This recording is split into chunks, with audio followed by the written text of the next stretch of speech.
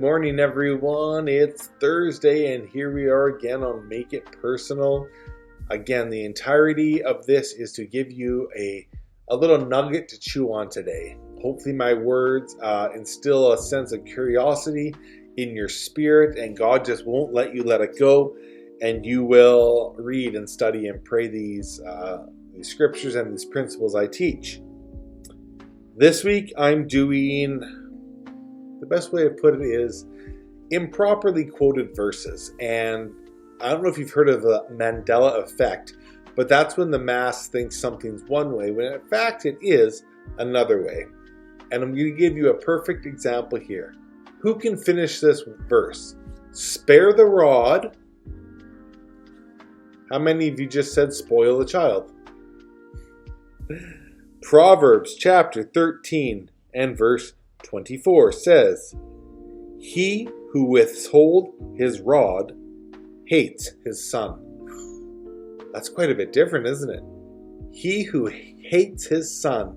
It's basically saying if you will not discipline your children, you hate them.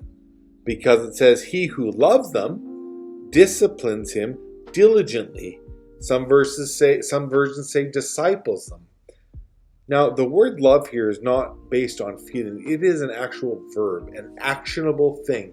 I actively love my children, so I will discipline them diligently. Now, this is far different from spoil. It actually says full-on hate. Well, what does it mean by that?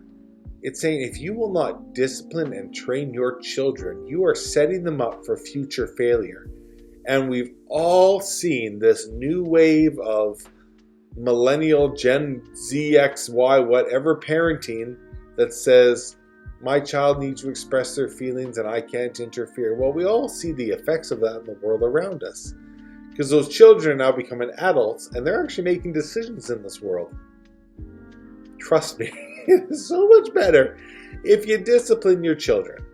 Discipline isn't punishment. Discipline is training. Discipline is correcting. Discipline is rearing and teaching, and do it diligently, do it faithfully, do it with love.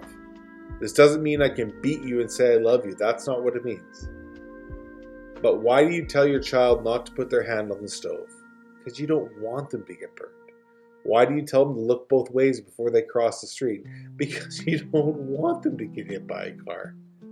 But teach them why, and never think that a child's too young to learn. Because if they're allowed to go to some secular school and hear about how men and women are interchangeable, then they're old enough to learn about the principles of God. God bless you.